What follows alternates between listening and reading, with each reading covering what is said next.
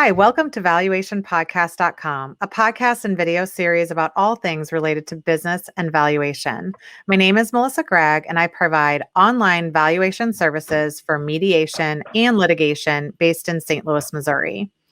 Today, we're actually going to discuss a buyer's perspective and risk factors in business valuations with Al Danto. He has over 30 years of experience with startup companies, entrepreneurial companies, as well as expertise in the acquisition, valuation, and divestiture of business interests. He has served as a representative for a multitude of engagements. He has experience working with lenders, private equity groups, and individual purchasers or buyers. And he served on a variety of boards, including the alumni board of the Graduate School of Business at Rice University. He is also a full-time professor at Rice University, and he's a member of the NACVA, which I am also a member of. So welcome, Al. A lot of the biggest risks that, in typically businesses won't have all of these, but, part of it is kind of looking forward and saying, okay, I was listening to a coach recently, and they said, if this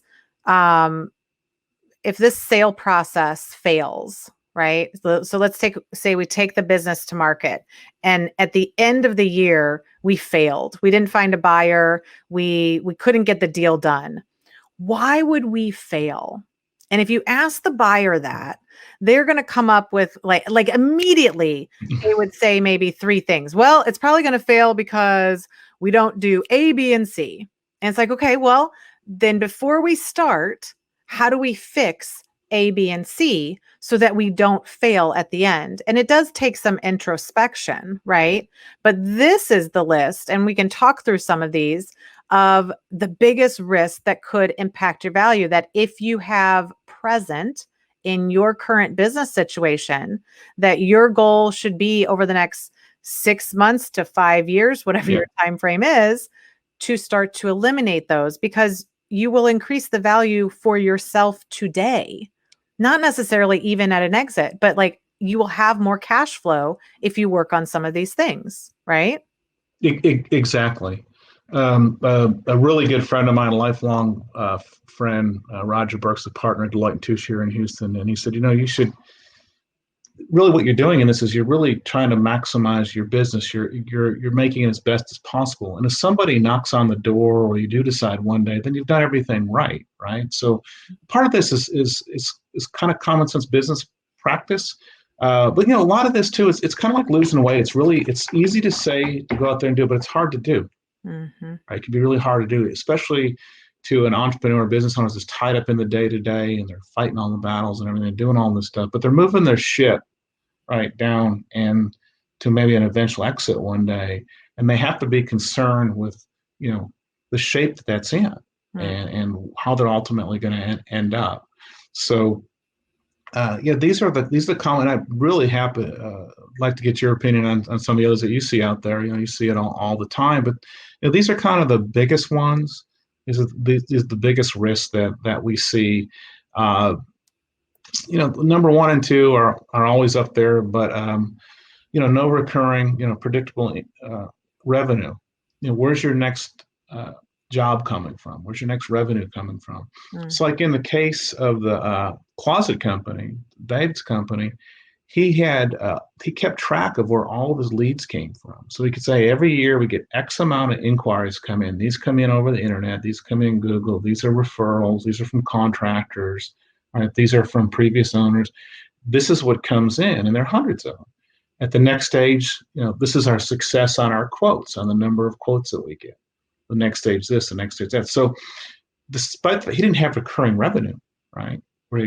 But he could get comfortable with where that came from. It was quasi predictable, because you just knew the number of leads that were going to come in. You could ramp up your advertising and stuff like that. So, but if you're out there bidding a job, and that's how we were in the printing business originally. We had some big customers down here. We had the big energy companies and everything. We'd do huge projects, but that might not repeat. Right. So when we backed off and we started looking for a repetitive business and stuff that we could get it gave us more consistency, right? So as much as you can do that's important. This owner dependency, again, it's a huge risk. If you're the business and you're in there and you're quoting the jobs and you're handling everything and it all comes through you, what happens when you're gone? Right. So you're like the engine of the business, and you remove the engine. So it's not you don't really have a company beyond that's valuable. So I'll just come back to David again for the example. He's a perfect example. So we started going through this process. He spent 3 weeks in Italy, right? And he came back, touched base in the office, and he went back out. And his daughter was a high school senior or junior at the time, and she wanted to go to school in Cal. They went to every college from San Diego all the way up to the northern part of California. He was gone. So so how do I show that I'm not involved? Can you be away from the office for 2 weeks, 3 weeks? Can it run without you? Because again, we're valuing stuff based on their ability to generate cash flow. And if you're an important component of that cash flow engine and you're removed, then your business has been devalued, right? And you have to remember that a buyer could ask a very simple question, right? Hey, when's the last time you went on a vacation? Exactly. Do you ever go on vacation? And all you'd have to say as the seller, you'd be like, I can never take vacation. I've worked every day. I've never, because it is hard as a threshold of a business. Like you're in phases of it. So there are phases where there's phases. Everybody is reliant upon you. And then you have to slowly kind of create systems that allow you some freedom of movement. We have technology that people can work anywhere now, but are they reliant upon you being available for that call every single day, for that update, for the, all of those things? That's the issue. It's not that, you need to be away. It's that sophisticated buyers are going to ask you questions to get to understand how you work your business, and you're not maybe even going to know why they're asking questions, right? You're exactly right. And you'd be surprised the number of hours owners that'll say, I've been working so hard. It's just so much. I just want to get in. You're right. They're asking those questions to see that. And it's, you coined the term, it's the dependency. It's not if you're there or not, but it's dependent, right? Is it owner dependent? Makes a really big difference. And, this one we talked about earlier, but a customer concentration. So in the example of my flower shop in Detroit, where Ford Motor, if that person leaves, they're done, and that's a huge risk to get over. So this is another couple good ones. Is they'll ask you, do you have a CPA? Do you get reviewed financials? Have you ever had compiled financials? And you're like, what? No, I mean, they do my tax return, or maybe they don't. No, we do it internally. Like all those are getting to, okay, are your records going to be reliable? Is this really your profit kind of thing?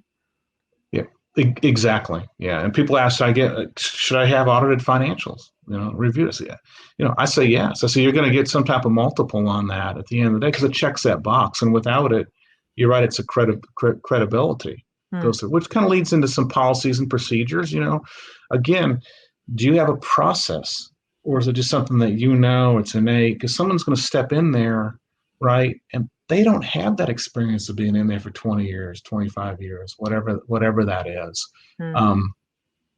Now, I like the the managers and key employees without non-compete agreements, because I think the non-compete is a very interesting piece of this. I will say that there have been many transactions that we've seen that the key employees have a non-compete agreement or some arrangement, and the main owner typically does not, right? Because it's your business. You're not going to sign a non-compete with your own business. But that is really good sometimes if after the transaction or in the process of, and this is probably too far down the rabbit hole, but I'm going to say it anyway, in the process of allocating the purchase price, if there's some portion that can be ascribed to personal goodwill, there could be a tax benefit. And if you have a non-compete in place with you as the owner of the company, with the company, then the company owns that contract and you no longer have that potentially personal goodwill. And there's always ways around it, but Yeah. that's far down the deal situation.